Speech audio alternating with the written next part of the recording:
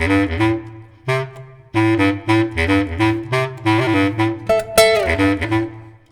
know, with all the rain and moisture we've had this year, it's leached a lot of the available nutrient out of the soil, and as soon as trees and shrubs and raspberries and strawberries have been leafing out this year, they have been showing iron deficiency almost right from the get-go.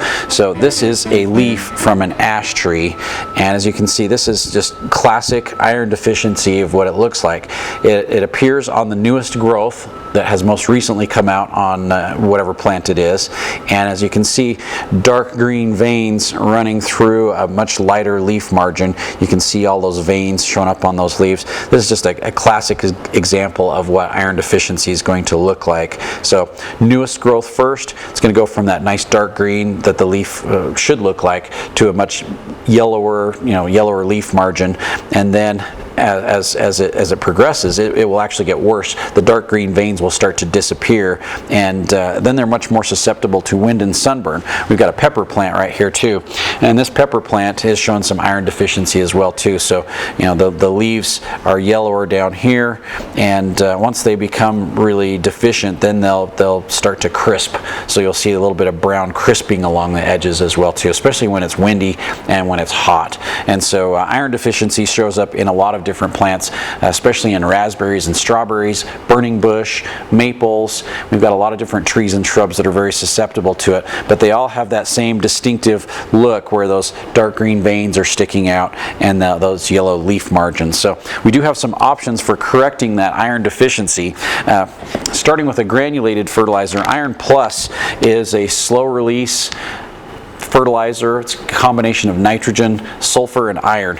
And the sulfur is helpful because it lowers the pH of the soil and it will free up the iron and make it available to the plants. Great for raspberries, great for strawberries. It has that about 11% nitrogen in there that will really help green the plants up and get them growing again. But the iron that's in here is a much slower release. It's going to break down very gradually. It may take a month or 6 weeks before the iron's even available to the plants. So this is one that you would use preventatively in anticipation of iron deficiency showing up, and it's going to get your plants looking good but provide a little bit of iron very slowly over a longer period of time. If you need something that's going to work a lot faster, a product like the EDDHA has been pre-digested or chelated for the plants, and it's broken down into a form the plants can pick it up and utilize it almost instantly. This is a powder, a red powder. You can mix it up in water, you can water your plants with it, you can spray it on the leaves, but you can also apply it as a powder on the ground around the plants as well too.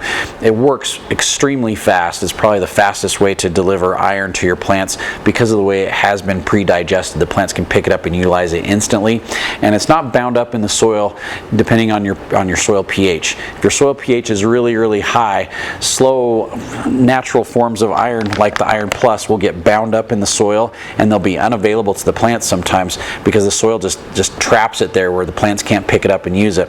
This has been digested to the point that the plants can pick it up instantly no matter what your soil pH is. So if you've been struggling with iron deficiency, you've tried a whole bunch of different products and you can't get anything to work, the EDDHA iron is going to work when nothing else works, and it does a very good job for trees, for shrubs, for raspberries, for strawberries, any type of plant that's struggling from iron deficiency.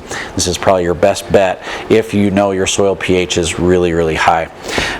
Couple other different options. This is a combo chelate made locally right here in Logan from Bicor, and not only does it have the chelated iron in there, but it has a lot of other micronutrients that have been pre-digested for the plants, and it works very effectively and very well at greening up plants that are really struggling. This is one you'd want to mix up in water and then spray it on your plants. So it's going to work quickly, it's going to be absorbed in through the leaves of the plants, and it's going to pick that up, and the plants are going to be able to use it, to digest it very fast, and it's going to make a big difference in your plants in a short amount of time and help green those up, whether you spray it on or actually you can water your plants with it. The tree treats are made for bigger trees. So if you've got a tree that's 40-50 feet tall, it's very difficult to get enough iron on the ground out around the drip line of the tree where the roots can pick it up and actually make a difference in the tree. And so what these are little implants that you can drill holes into your tree. You can see on this side the implants are just little small pellets, and you're going to use a 3/8 inch drill bit, and you're going to drill about 1 inch into the tree. and put the implants right into the holes, and it puts the iron and the nutrient and the other micronutrients right into the circulatory system of the tree and runs that nutrient up through the tree. So for larger trees, trees that are 12 inches in diameter and even bigger, you'd want to use the tree treats to correct an iron deficiency in a much quicker time. And it's very effective because you don't have to waste so much product putting it out on the ground hoping that the tree is going to pick it up. It's going to deliver the nutrient right directly into the circulatory system of the tree. It's almost like giving the tree an IV right directly into its circulatory system. So tree treats work very, very effectively at controlling iron deficiency. So for this ash tree, which is a nice big 50-foot ash, the tree treats would work amazingly well by implanting that nutrient right directly into the tree. It's very easy to do. In fact, I have another video on our website that would show you exactly how to do that. I'm going to walk you right through the process of putting those implants into a tree. But iron deficiency is going to be a serious problem for us this year because of the moisture that we received all spring. That iron is unavailable to the plants, so we need to supplement those plants either with a chelated, powdered iron, or with a liquid iron to try and green those up.